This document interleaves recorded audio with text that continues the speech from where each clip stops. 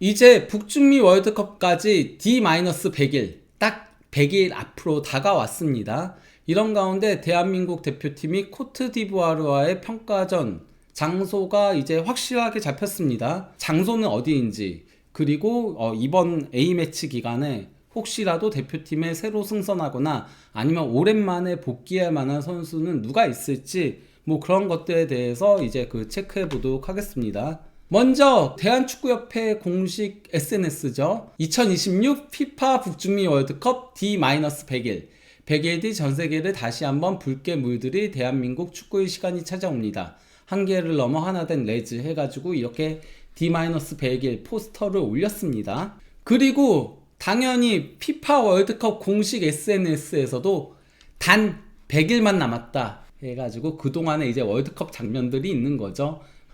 그런 가운데 뭐 대한민국 축구대표팀이 이제 3월 A매치 기간에 평가전 2개를 잡았잖아요.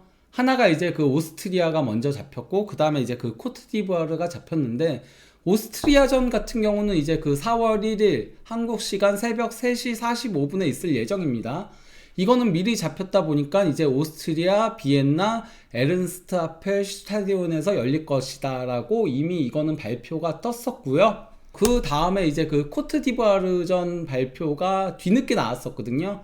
이 경기는 이제 3월 28일 한국 시간 밤 11시에 있을 예정이고, 이때까지는 장소는 나오지 않았어요. 여기 이제 영국, 런던 인근 이렇게 떴거든요. 런던이라고 하면은 풀럼일 가능성이 매우 높았는데, 대한민국 대표팀이 항상 이제 풀럼의 홈구장인 크레이븐 코티지에서 평가전을 많이 가졌잖아요.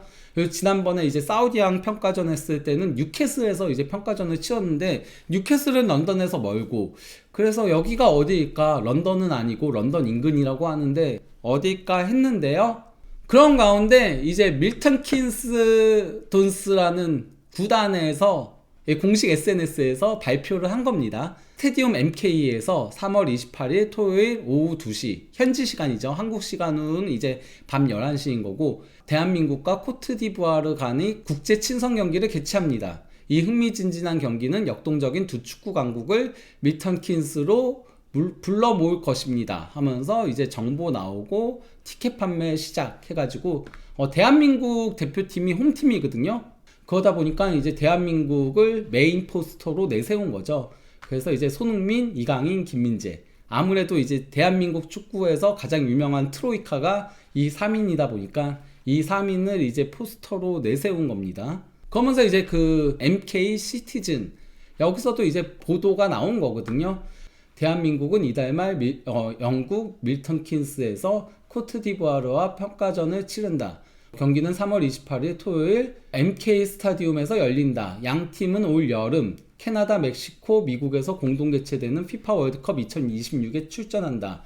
한국은 개최국 멕시코, 남아프리카 공화국, 그리고 아일랜드, 체코, 덴마크, 북마케도니아 간 플레이오프 승자와 한 조에 편성됐다. 코트디부아르는 독일, 퀴라소, 에콰도르와 조별리그에서 맞붙는다. 그러면서 이제 닐하트 MK 돈스 최고 경영자는 대한민국과 코트디부아르의 평가전을 스타디움 MK에서 맞이하게 돼 매우 자랑스럽다. 이번 국제 경기는 우리 시설의 수준과 구단의 비전을 보여주는 계기가 될 것이다.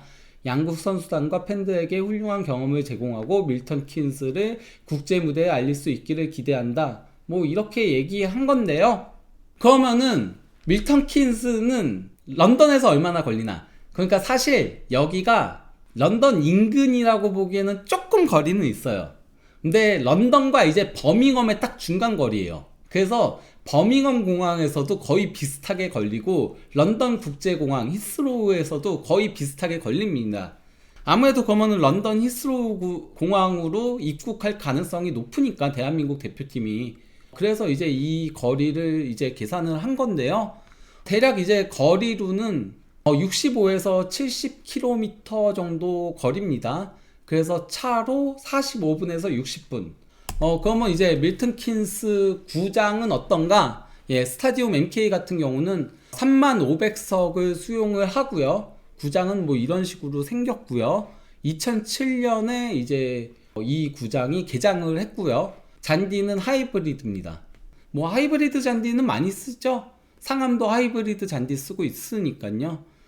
이런 가운데 사실 그 최근 대한민국 대표팀의 가장 큰 고민거리가 수비형 미드필더잖아요. 박용우 선수가 일찌감치 십자인대가 파열이 되면서 그러면서 이제 그 월드컵 출전이 거의 불투명해졌고, 그리고 또 이제 원두재 선수도 어깨 부상을 심하게 당하면서 그러면서 원두재 선수도 지금 그 월드컵 출전이 거의 불투명한 상태거든요. 그런 가운데 이제 백승호 선수도 어깨 부상을 당해서 다소 우려를 자아냈었는데, 그리고 백승호 선수 같은 경우는 어깨 수술이 필요하대요. 다만 문제는 어깨 수술을 받게 되면은 그러면 월드컵에 갈 수 없거든요. 그래서 이제 백승호 선수가 그 어깨 수술 일정을 월드컵 이후로 미룬 거죠.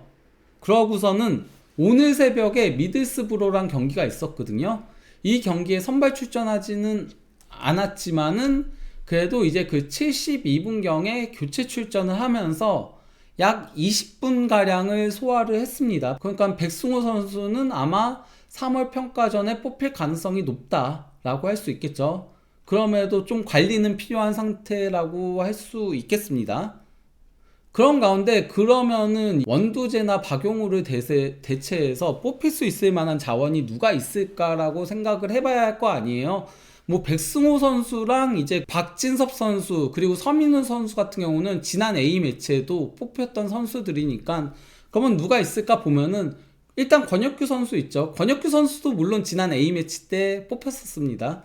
그러면서 이제 가나하고의 평가전에서 선발 출전했는데 그때는 이제 앤스랑 정말 호흡이 잘 맞지 않는 문제가 있으면서 그 경기에서 전반전만 뛰고서 교체 아웃되긴 했는데요.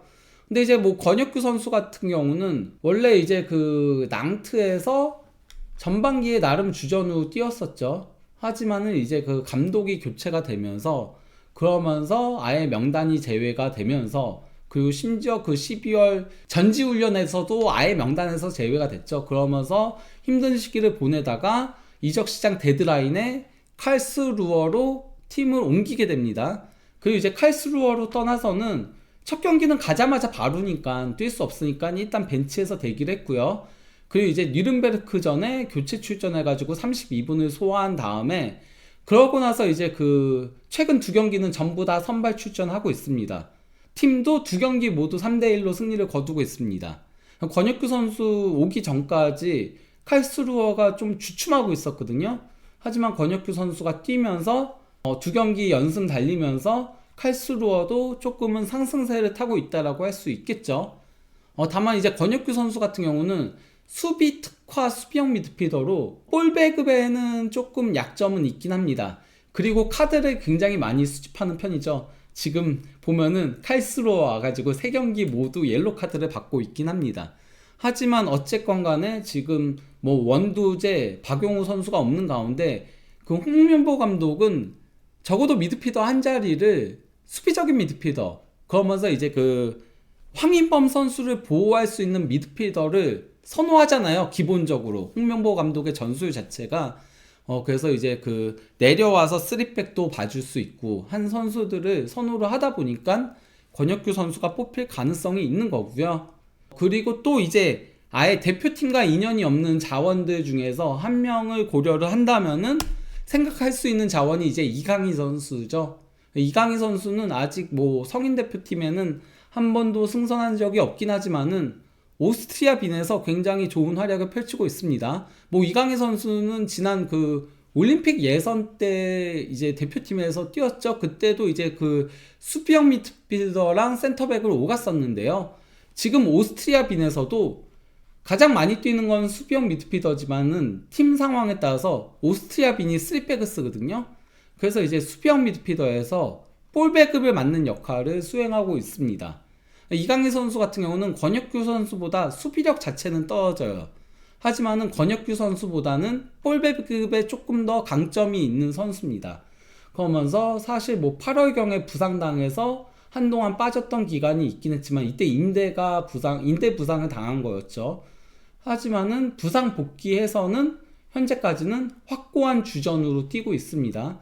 그러면서 팀 내에서 핵심 자원으로 뛰고 있기 때문에 거기다가 무엇보다도 이번 평가전이 이제 그 오스트리아에서 한 경기가 있잖아요. 그러면은 아무래도 이강인 선수한테는 익숙한 환경이니까. 그래서 이번에 이강인 선수를 뽑아볼 만하다라고 개인적으로 생각을 하고 있는 거고요. 그리고 이제 또 다른 선수로는 조진호 선수가 있긴 합니다. 해당 포지션에서 뛸 수 있는 선수. 물론 저는 조진호 선수는 가능성이 높지 않다라고 생각을 해요. 조진호 선수 같은 경우는 현재 그 콘야스프로에서 뛰고 있는데, 물론 뭐 조진호 선수의 이제 강점은 다양한 역할을 수행할 수 있어요. 사실 공격 쪽까지도 수행할 수 있는 선수거든요. 거기다가 이제 센터백으로도 한 경기 출전한 경력이 있습니다. 물론 콘야스프로 가서는 그래도 대부분 수비형 미드필더로 나오고 있긴 해요. 저는 이 부분은 조금 고무적인 부분이라고 생각을 해요. 조진호 선수가 그동안은 너무 많은 포지션을 조금 소화하는 경향성이 있었거든요. 그래서 한 자리에서 자리를 잡지 못하고 있었는데, 콘야스프로에서는 그래도 수비형 미드필더로 좀 자리를 잡아가고 있는 것 같아서, 예, 그 부분은 조금 고무적으로 보고 있긴 하지만은, 조진호 선수 같은 경우는 사실 뭐 그러니까 권혁규 선수라던가 이제 그 이강인 선수 같은 전형적인 수비형 미드필더 자원이라고 보기는 힘들어요. 그러니까 아마도 원두재나 이제 뭐 박용우 선수의 대체자로 보지는 않을 것 같다라는 생각이 크게 들긴 합니다. 홍명보 감독의 성향을 생각을 하면 말이죠. 그러다 보니 조진호 선수는 저는 뽑힐 가능성은 그렇게 높아 보이진 않는다. 거의 안 뽑힐 걸로 보지만은 그래도 예, 이런 자원들도 있다라는 거. 젊은 선수니까. 예, 그래서 이제 설명을 해 드리는 거고요. 이런 가운데 뭐 이게 이제 가장 최근에 이제 대한민국 대표팀에서 예, 차출됐던 선수들 명단인 거거든요. 이 중에 일단은 원두재 선수 빠지겠죠. 황희찬 선수 빠지겠죠. 황희찬 선수 아직 부상에서 복귀하지 못했습니다. 조규성 선수 상황은 조금 지켜봐야 되고요. 조규성 선수도 최근에 부상을 당했으니까. 그리고 양민혁 선수는 아예 명단 제외되고 있거든요, 지금. 그래서 양민혁 선수도 뽑히지 않을 가능성이 매우 높지 않을까. 지금 홍명보 감독 같은 경우는 보면은 대표팀 명단을 뽑을 때 소속팀에서 나오지 못하는 선수들은 배제하는 경향성이 있거든요. 그러면 이제 사실 측면 자원들도 조금 뽑을 필요성이 있는 거잖아요. 그래서 이제 측면 자원들 중에서 뽑힐 만한 선수들을 얘기를 하자면요.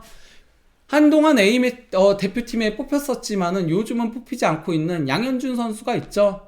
예, 양현준 선수 같은 경우는 브랜던 로저스 감독 체제에서 활용되지 않으면서 좀 힘든 시기를 보냈지만은 이제 로저스 감독 경질되고 마티노니 임시 감독 체제에서 중용되기 시작을 했었고, 그러고 나서 이제 윌프리드 당시 감독 부임하면서는 윙백 역할을 수행했죠. 여기 RM이 윙백이에요. 3백에서 RM은 윙백이거든요. 그래서 윙백 역할을 수행을 했었는데 낭시 감독이 성적 부진으로 얼마 못하고 바로 또 경질됩니다. 그러면서 마티노니 감독 부임하고 나서는 오른쪽과 왼쪽 윙을 오가면서 선발로 중용되고 있어요. 다만 최근에 공격 포인트가 조금 안 나오고 있는 거. 이때 한창 좋았을 때 6경기에서 막 4골 올리고 이랬었는데 최근은 조금 공격 포인트가 나오고 있지 않다는 게 좀 아쉬운 부분이긴 하지만은, 그래도 뭐 양현준 선수 같은 경우는 이제 측면에서 드리블 돌파를 시키고 크로스 올리고 하는 데 있어서의 유용한 자원이라고 볼 수 있는 거죠. 어쨌건 황희찬 선수가 빠지게 되면은 측면에서 흔들어줄 수 있는 선수가 필요한 거거든요. 거기에는 맞는 스타일의 선수가 양현준 선수라고 할 수 있겠습니다. 물론 뭐 양현준 선수가 황희찬 선수만큼 저돌적인 선수는 아니지만은 그래도 흔들어주는 역할은 할 수 있는 거니까요. 그리고 또 이제 그 전진우 선수가 있죠. 전진우 선수 같은 경우는 이제 그 홍명보 감독 체제에서 A매치에 2경기 출전해가지고 한 골을 기록한 바가 있긴 한데요. 근데 저는 전진우 선수는 좀 가능성이 그렇게 높지 않아 보이지 않나 싶긴 합니다. 왜냐면은 일단 팀을 옮긴 지도 얼마 안 됐고, 팀 옮기고 나서 좀 머리를 다치면서 데뷔 기준이 조금 늦기도 했었고요. 그래서 이제 노리치전에 교체 출전을 했었고, 그러고 나서 이제 그 썬덜랜드와의 FA컵에서 선발 데뷔전을 치렀죠. 이 경기 때는 저는 굉장히 고무적으로 봤어요. 그러니까 상대가 프리미어리그 팀임에도 상대 수비를 앞에 보고서는 자꾸 이제 드리블 돌파를 저돌적으로 시도하고 이런 장면들을 상당히 좋게 봤고, 미들스브로전까지는 나쁘지 않았다라고 봤거든요. 근데 스토크 시티전에 안 좋았어요. 이 경기는 제가 입중계를 했는데 객관적으로 사실 좀 아쉬웠습니다. 이 경기 때 그러면서 45분 만에 교체 아웃됐었고요. 물론 뭐 동료들이 잘 도와주지 않았던 것도 있긴 하지만은 본인도 약간은 주저하는 느낌이 있었어요. 이전까지는 되게 저돌적으로 부딪히려고 하는 장면들이 제가 그걸 되게 높게 봤던 거였는데 스토크 시티전에는 약간 조금 주저하는 장면들이 보이더라고요. 그러면서 이제 지난 그 웨스트브롬전에는 벤치에서 대기를 했었죠.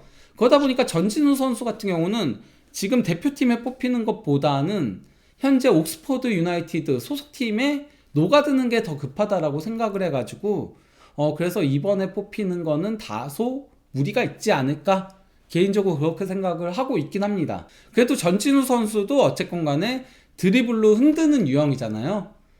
그리고 전진우 선수는 정말 삘 받은 날에는 누구도 막기 힘들 정도의 조금 그런 모습들이 있다 보니까, 다만 이제 전진우 선수는 기복을 좀 줄일 필요가 있죠. 전북 현대에서도 지난 시즌 전반기 대비 후반기는 좀 안 좋았거든요.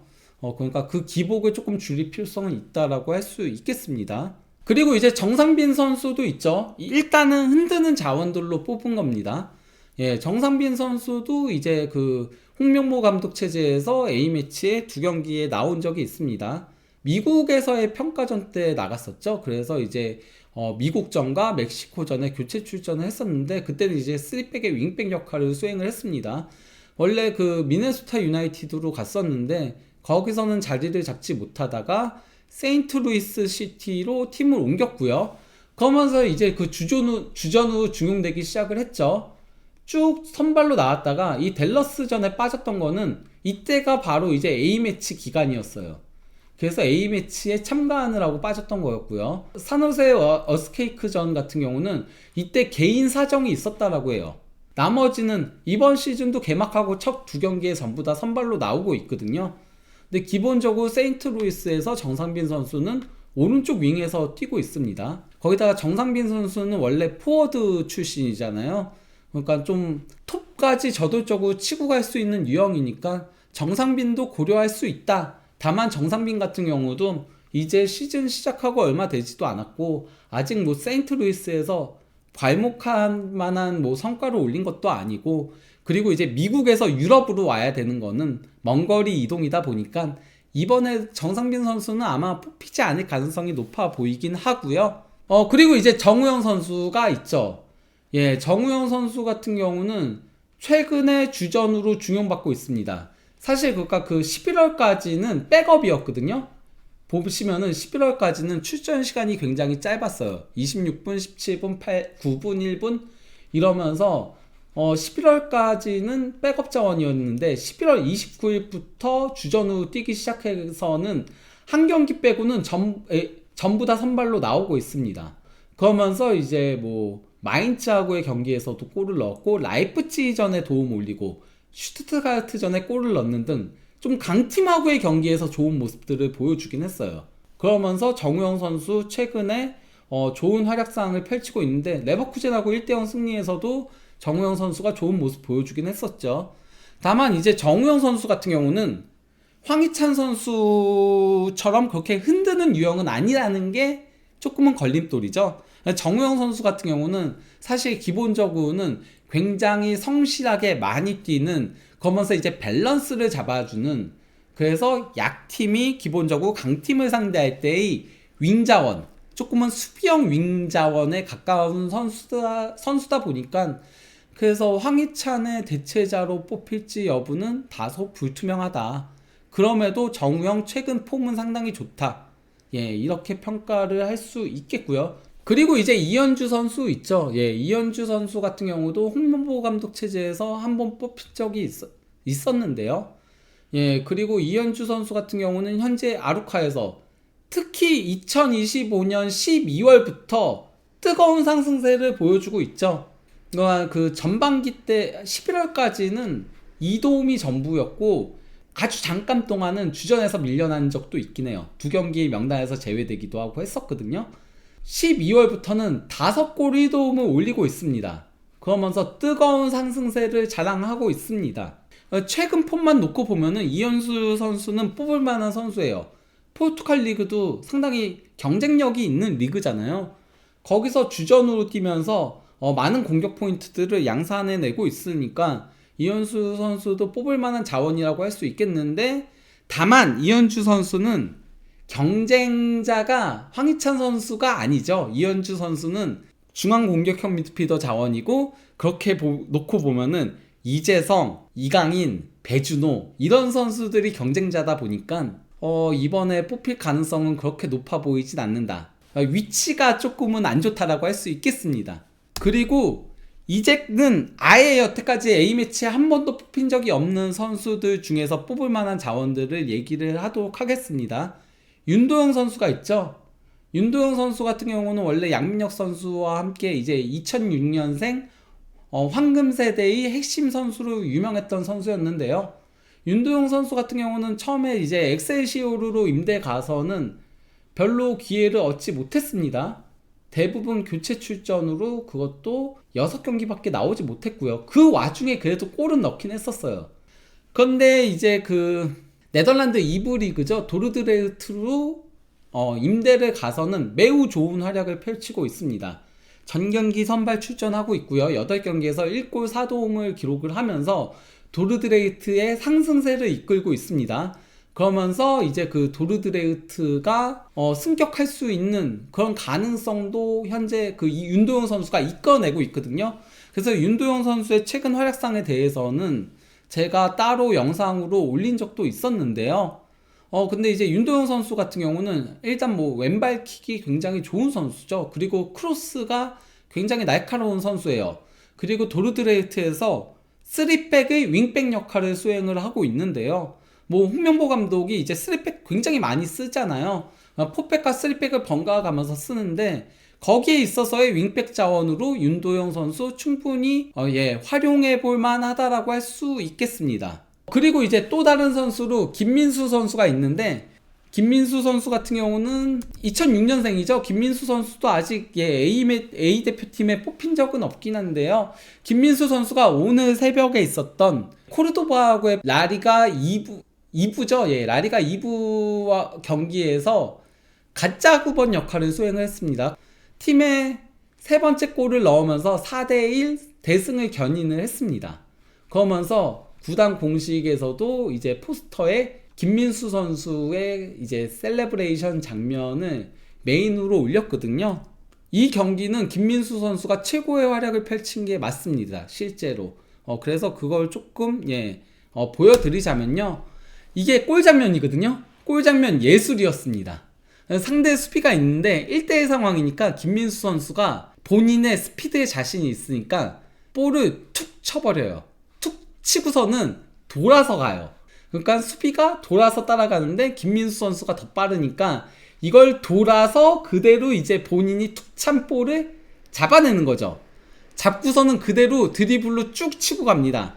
쭉 치고 들어갈 때 상대 선수가 따라와가지고 약간 이렇게 몸으로 부딪혔어요. 하지만은 균형을 잡고서는 그대로 치고 들어가고, 도리어 이 부딪혔던 선수는 본인이 밸런스가 무너지면서 넘어진 거예요. 이 와중에 김민수 선수는 골키퍼와 1대1 상황에서 구석으로 향하는 날카로운 슈팅으로 골을 넣은 거였습니다.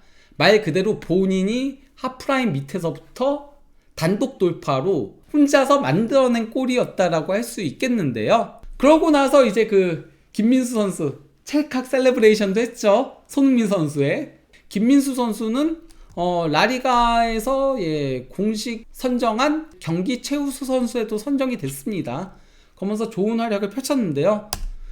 김민수 선수는 뭐 이 경기에서 가짜 9번 역할을 수행하다 보니까, 원래 김민수 선수의 주 포지션은 왼쪽 윙이거든요. 왼쪽 윙에서 드리블을 굉장히 많이 치는 선수예요. 그러다 보니 9번에 위치했지만은 왼쪽으로 많이 빠졌죠. 그러면서도 슈팅을 3번을 가져갔습니다.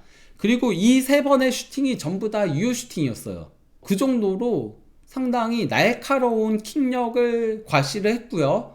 그리고 또 이제 패스 성공률도 77%로 준수한 수치를 기록을 했고요. 왜냐면 9번 공격수가 사실 가장 앞에 있다 보니까 패스 성공률이 기본적으로 가장 떨어져요. 모든 포지션에서. 밑으로 내려갈수록, 골키퍼 제외한 필드 플레이어는 밑으로 내려갈수록, 왜냐면 센터백은 패스 미스하면 위험하잖아요. 그냥 패스 성공률이 올라가기 마련인 거고요. 위로 올라갈수록 패스 성공률이 떨어지는데 77%면은 괜찮은 패스 성공률을 기록을 한 거고요. 그리고 이 선수의 장기가 이제 저돌적인 드리블이거든요. 그래서 드리블을 5번을 시도를 했습니다. 그래서 두 번 성공시켰고요. 그리고 파울도 3번을 얻어냈습니다. 그리고 전체 그 볼 캐리 거리가 130m가 넘어요. 이 선수의 또 다른 강점이거든요. 아무래도 안도라가 이 팀이 2부 리그 승격팀이에요. 원래 3부 리그에 있었거든요. 그러다 보니까 전력이 떨어지다 보니까 그래서 김민수 선수 가짜 9번도 가끔 가다 쓰는 거예요. 김민수한테 던져놓고서는 너 드리블해. 약간 좀 이렇게 플레이를 가져가는 거거든요. 근데 그런 역할을 매우 잘해줬다. 그래서 볼 캐리도 12회나 기록을 했다.